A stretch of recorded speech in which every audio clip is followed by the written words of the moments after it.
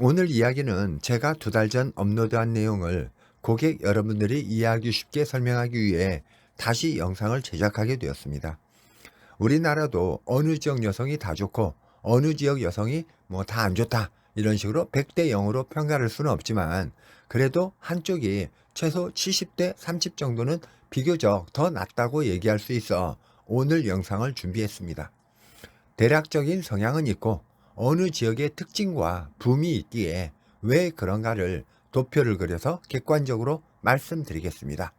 참고로 저는 북쪽 남쪽 다 합니다. 하지만 사실을 알려주고 싶습니다. 어느 국제결혼 대표님 말씀이 그냥 북쪽이면 북쪽이지 중국에 가깝다고 중국 나쁜 점을 부각하여 온갖 나쁘게 빗대어 표현했더군요. 그렇다면 우리나라 호남 지역 사람들이 중국 근성이 많고 경상도 지역은 일본에 가깝다고 일본 쪽발이 근성이 있다고 말하면 기분이 영 그렇지 않습니까? 그러면서 북쪽 여성의 좋은 점은 다 감추고 나쁜 점은 10배를 부각시켜 말씀하셨더군요. 도표로 객관적으로 팩트만 말씀드리겠습니다. 첫 번째, 외모는 북쪽 여성이 더 한국적인 여성 얼굴이 더 많고 피부도 북쪽 여성이 더 하얀 편입니다. 베트남은 남한 면적의 3배에 달해서 남북이 상당히 긴 나라인데 남쪽으로 갈수록 적도에 가까워서 피부 면에서는 북쪽이 더 유리합니다. 그리고 남쪽은 계절 변화 없이 여름만 존재하기 때문에 북쪽보다 높은 코가 적습니다.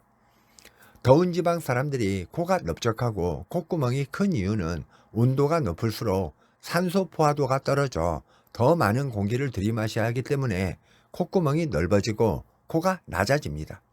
그래서 아프리카나 적도에 가까운 사람들이 코가 낮고 콧구멍이 큽니다. 위도가 높은 북쪽으로 갈수록 기후 때문에 산소 포화도가 높아 코도 높아지고 콧구멍도 작아집니다. 유럽을 예로 들면 남유럽인 이탈리아 사람보다 북유럽인 스웨덴 사람들이 코가 높고 콧구멍이 작아지는 이유입니다. 그러므로 확률적으로 외모면과 피부면에서는 북쪽이 더 유리합니다. 두 번째, 언어는 북쪽 여성들이 억양이 좀 셉니다. 남쪽 여성의 억양은 북쪽보다 부드럽게 들립니다. 저는 북쪽, 남쪽 다 들어봤기 때문에 비교를 할 수 있지만 처음부터 어느 한쪽만 들어본 사람들은 그 느낌을 잘 모릅니다. 어쨌든 억양은 남쪽 말이 더 부드럽게 들립니다. 그러므로 언어 억양면에서는 남쪽이 유리합니다. 세 번째, 학력은 북쪽 여성의 학력이 좀 더 높습니다. 그 이유는 부모들의 근성이 다릅니다. 북쪽 부모들은 자신들이 살았을 때는 생활이 힘들어 못 배웠어도 자식들에겐 최소 고등학교까지라도 졸업하게 하는 게 강하지만, 남쪽 부모들은 여자가 배워서 뭐하냐, 시집가면 그만인데 이런 인식이 좀 더 많기 때문입니다. 또 북쪽 지역에 제조업과 회사가 많아서 제조업에 투입될 때 그 작업의 이해도와 적응도, 인내도를 위해 고졸 이상을 채용하므로 그에 상응의 고졸이 많습니다. 허나 남쪽은 부모들이 자녀에 대해 북쪽보다 교육열이 대체로 낮고 산모작이 가능한 열대야 기후여서 농업이 더 발달되었습니다. 그래서 남쪽은 농업과 상업에 종사하는 사람들이 많아 중졸만 되어도 상관없기 때문에 남쪽이 중졸이 한 약 5, 6배 정도 더 많습니다. 신부에게 많은 것을 알려주고 2세 교육을 생각하면 북쪽이 더 유리합니다. 신부와 막상 살아보면 한국 생활 적응도, 학습도, 이해력, 한국 융화도는 중졸보다 고졸이 훨씬 빠릅니다. 그러므로 확률적으로 학력과 지식 측면에서는 북쪽이 더 유리합니다. 그 다음에 네 번째, 환경은 북쪽이 제조업이 많이 분포해 있고 남쪽 지방은 농업이 더 발달해 있습니다. 북쪽은 겨울에 눈은 안 내리지만 12월에서 2월쯤에는 파카를 입고 다녀야 할 정도로 꽤 춥습니다. 그래서 북쪽은 사계절이 있는 이모작 지역이고 남쪽은 1년 내내 여름 날씨라서 산모작을 합니다. 베트남 정부는 토지의 효율적 측면을 고려하여 이모작이 많은 북쪽을 공업과 제조업으로 더 발전시켰고 산모작이 되는 남쪽 지역은 농업 쪽으로 더 발전시켰습니다. 그래서 맞선 볼 때 여성의 직업을 보면 북쪽 지역 여성이 제조업과 회사원에 근무하는 여성이 더 많은 것이고, 남쪽 지역 여성은 농업이나 상업에 종사하는 사람들이 더 많은 이유입니다. 확률적으로 제조업과 3차, 4차 산업이 발달한 선진국인 한국 남성에게는 북쪽 여성이 더 잘 적응하고 융화된다고 할 수 있습니다. 그 다음에 다섯 번째, 신부 나이대는 북쪽은 만 20세 이후부터가 많이 시작되고, 남쪽 여성은 만 18세 이후부터가 많이 시작됩니다. 이것도 위 4번의 영향 때문인데, 남쪽 부모들이 북쪽보다 자식 교육에 대해 열정이 대체로 적기 때문에 중학교 졸업 후에 몇 년간 집안일을 돕게 하다가 만 18세가 되면 곧바로 국제결혼을 하게끔 등을 떠미는 경우가 북쪽보다 남쪽이 많습니다. 이건 딸의 진정한 행복보다 처갓집을 위해 너라도 국제결혼하여 집안에 도움을 줘야 한다는 세뇌를 하기 때문입니다. 그래서 똑같이 북쪽과 남쪽 여성이 국제결혼했을 때 남쪽 여성이 북쪽보다 처갓집에 송금을 더 하려는 이유가 이런 부모의 바램과 등살 때문입니다. 물론 북쪽 여성도 이런 집안은 반드시 있습니다. 하지만 확률적으로 북쪽 여성이 더 유리합니다. 그 다음에 여섯 번째, 신부가 부모로부터 첫 번째 자녀로 태어났다면 북쪽 부모 나이대는 43세 이후가 많고, 남쪽 부모 나이대는 38세 이후가 많습니다.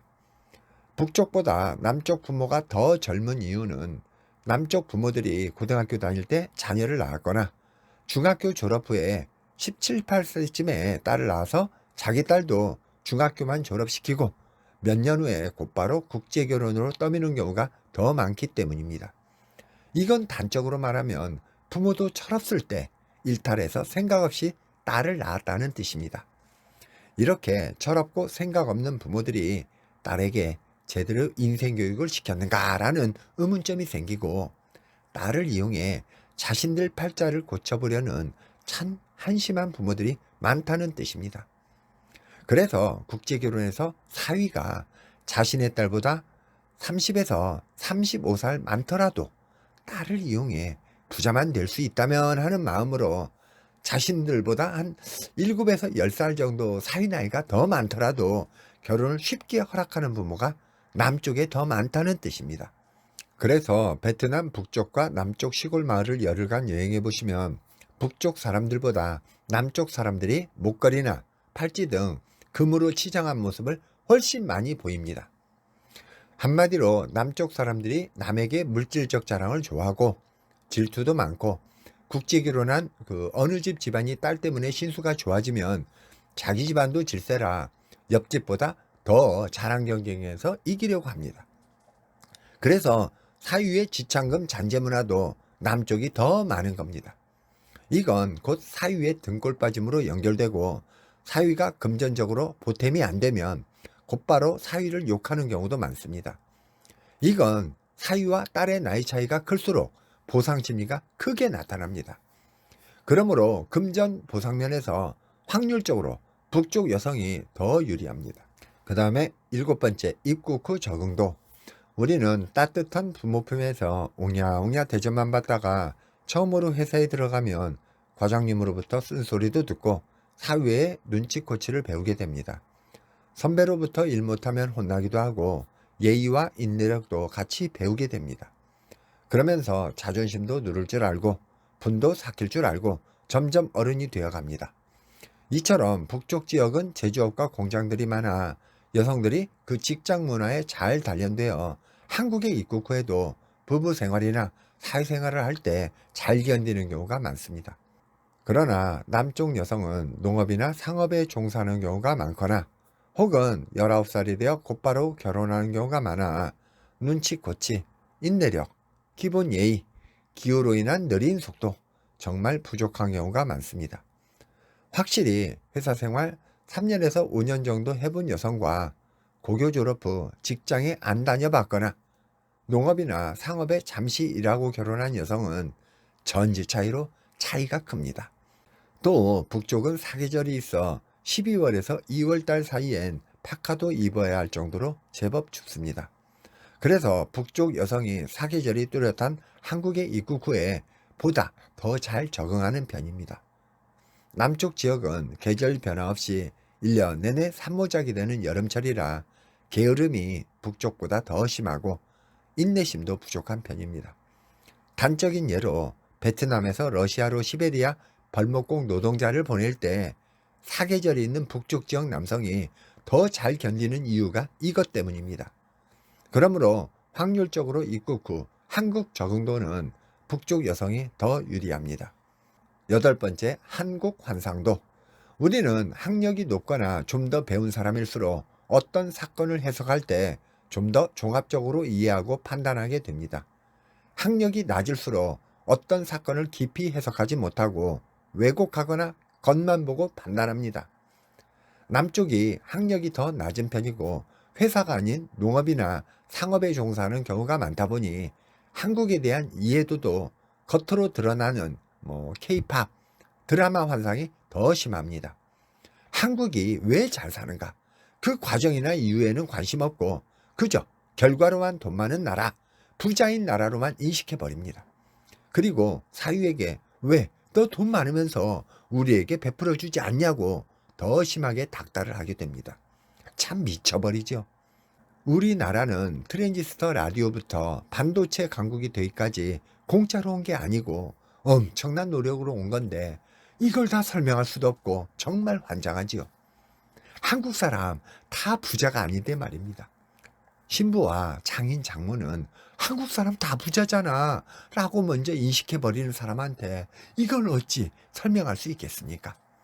이런 이유들 때문에 제가 남쪽보다 북쪽이 더 낫다고 말하는 이유이고 남쪽이 저학력자가 많아 한국에 대한 환상도가 높아 확률적으로 북쪽 여성이 더 낫다고 하는 것입니다. 그 다음에 아홉 번째, 입국 후 이혼 요구율과 가출률. 위에 1번부터 8번까지 총체적 문제들 때문에 제가 일전에 말했듯이 이혼 요구율과 가출률이 남쪽 여성에게 서너 배 더 높다고 한 것입니다. 한국 입국 후 드라마에서 본 환상과 현실이 다르고 농업과 상업에 종사했던지라 북쪽의 제조회사에 다닌 여성들보다 멀티태스킹도 떨어지고 적응도도 떨어지고 인내력도 더 없는 남쪽 여성들이 30살 이상의 그 35살 나이차까지 큰 남성과 결혼했다가 자기 기준에 도움이 안 된다고 판단되면 신부들은 이혼을 요구합니다. 신부는 신발장 속 운동화처럼 항상 제자리에 있는 물건이 아니라 생각과 욕심이 있는 사람입니다. 그러므로 확률적으로 북쪽이 더 유리합니다. 그 다음에 10번째, 처갓집 가족의 금전 요구율.